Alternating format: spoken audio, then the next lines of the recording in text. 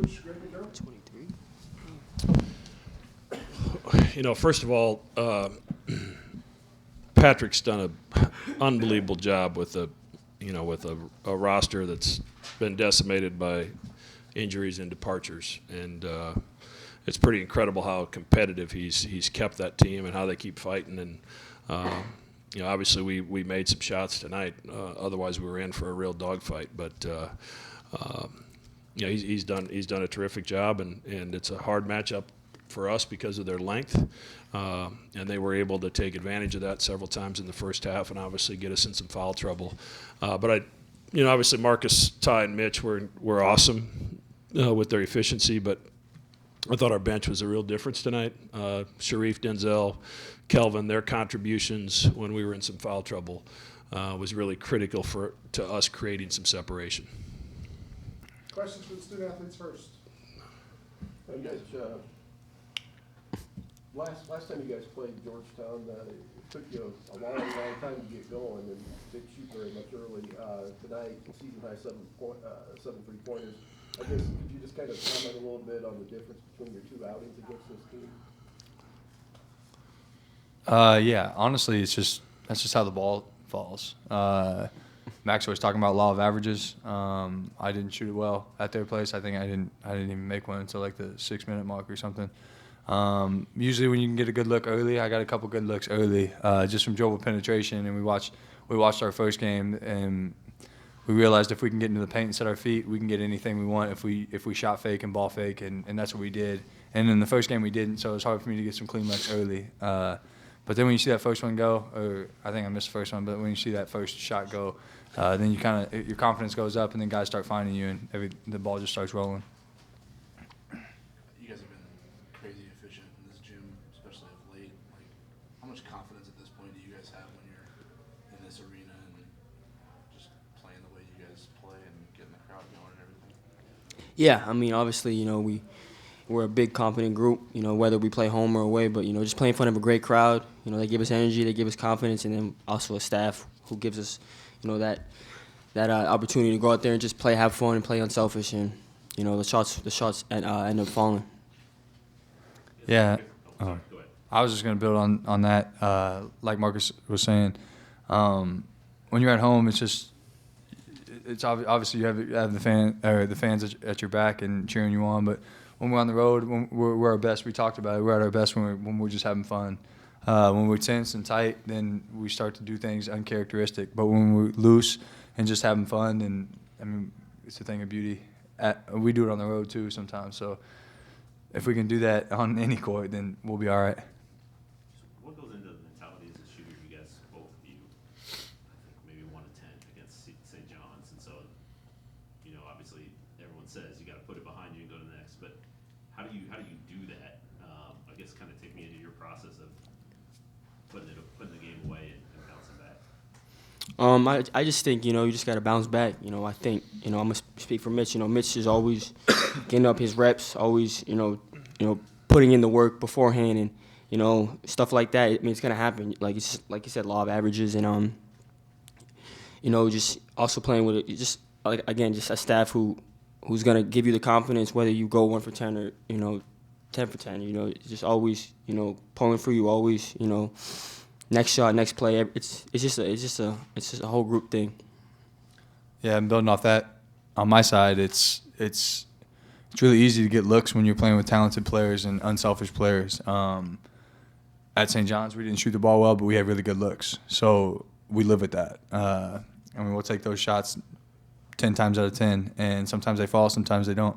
But like Marcus said, you just got to stay committed to the grind and just keep going, and just kind of put it behind you. You're going to miss shots. You're going to make shots. You just can't get too high or too low. That's when you start thinking about it too much. Then you start falling a lot. So. Anything else for the student athletes? Thanks, guys. Good. I guess they threw a lot of forgiveness at you guys tonight, and I guess maybe in the past that might have been a curveball that maybe would take a possession or two, or sometimes even large stretches to adjust to.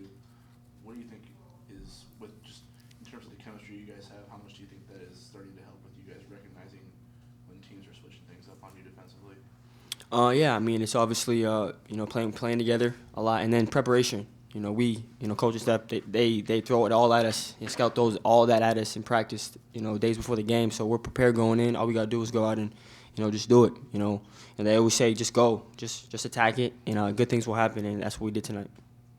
Yeah, and there's weak spots to every kind of defense. You just have to know how to exploit them. And early on in our careers, even last year, like my sophomore year and Marcus's freshman year, we got stagnant, and even at times this year. But the coaches do a good job of reviewing film and seeing what we're having trouble with and giving us ways to get out of it and kind of put ourselves in positions to score.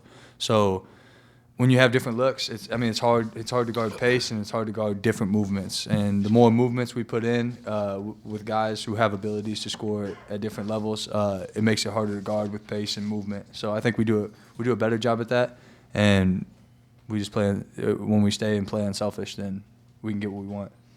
Thanks, guys. Good job. Mitch, get some rest. Questions for Coach?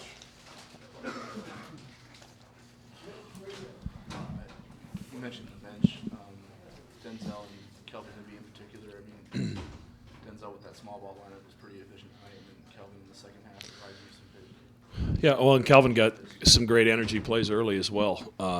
Christian got the quick fouls, and and then Sharif has 6 assists and no turnovers. I thought he was really good moving the basketball, and Denzel is a mismatch nightmare at that 5 spot when we go small. So it allows us to do some different things, and obviously, like I said, Patrick puts those.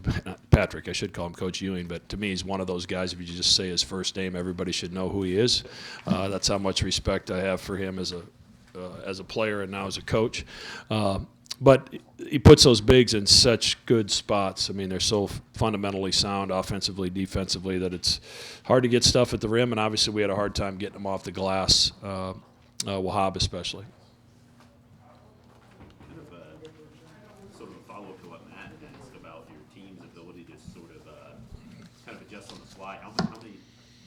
Remember how many instances and timeouts that you were you trying to anticipate what Georgetown might throw at you after the change, or were those guys really kind of adjusting to what they saw? Well, we had prepared for it yesterday, so we knew what we were doing against their zone, against their man. It had probably appeared at times we didn't know what we were doing against their press, but we were supposed to know what we were doing there as well. We knew what was coming and how that they had been successful as of late. So the guys know what to do. You just have to execute it. And we fouled more tonight than we've ever fouled, and that's not what we want. That stops the game. That stops the flow of the game. That's really important to us. And it's hard to score 91 points when there's so many stoppages. But it was just the physicality of the game, and it's not the way we wanted to play it, but it ended up working out okay.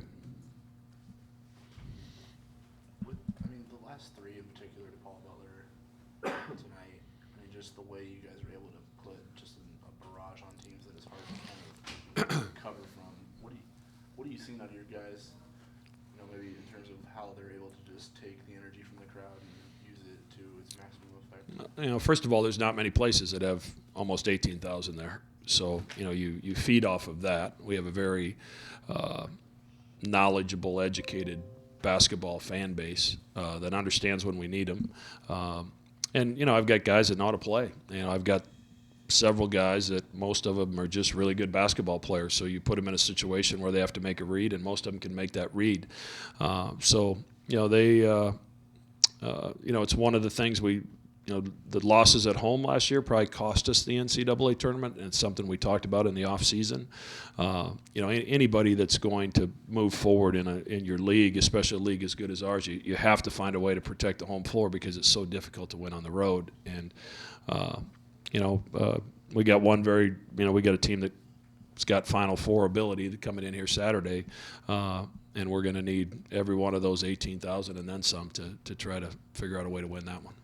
What do you think allows this team to bounce back so quickly? You guys have done a lot this year.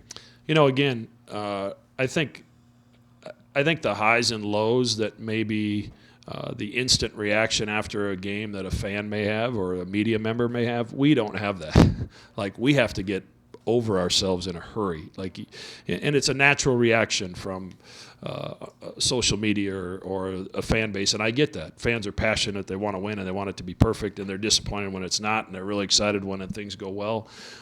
But as a coaching staff and as a team, you can't live that way. Not maybe as a football player when you got 7 more days, but when you got 3 days, you can't live that way as a basketball player. Like you have to learn from it, you have to wipe it, and you have to move on to the next one. And this group has done a good job, not only in defeat, it's even more difficult to handle success. And we had a hell of a run in February.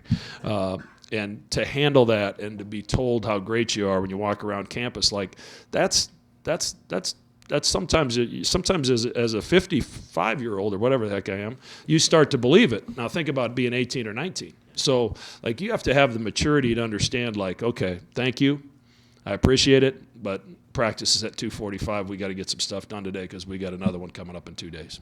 Where does that come from, Mac? Is that from the leaders in the team, the older guys, or? Well, I mean, you talk about it all the time. I mean, you have to do it. I think any successful, I don't think it's just an athletic team. I think any business, like you have a great sales month. You don't celebrate for the first week of the next month. You get back to work. And if you have a tough sales month, you're going to pound the pavement again and get back to work and get ready for the next month. So I don't think we're any different. The difference is we're dealing with 18 to 22-year-olds, and that's a little bit more challenging. So, you talk to them a lot. You sell your leaders on the plan and what the vision needs to be, and then they take care of the rest. And obviously, as you saw up here, listening to these guys talk, Tyshawn and Mitch and Marcus have just been tremendous from a leadership standpoint. And those guys that come off the bench, they embrace their role. They work their tails off, and it's all worked great so far. And we put ourselves in a position, regardless of what happens with that Villanova Seton Hall game, that we're going to have a fun game on Saturday and see where it takes us. Anything else? What's the score, Rob? Seton Hall is, Villanova's up 62-55, 7:22 left.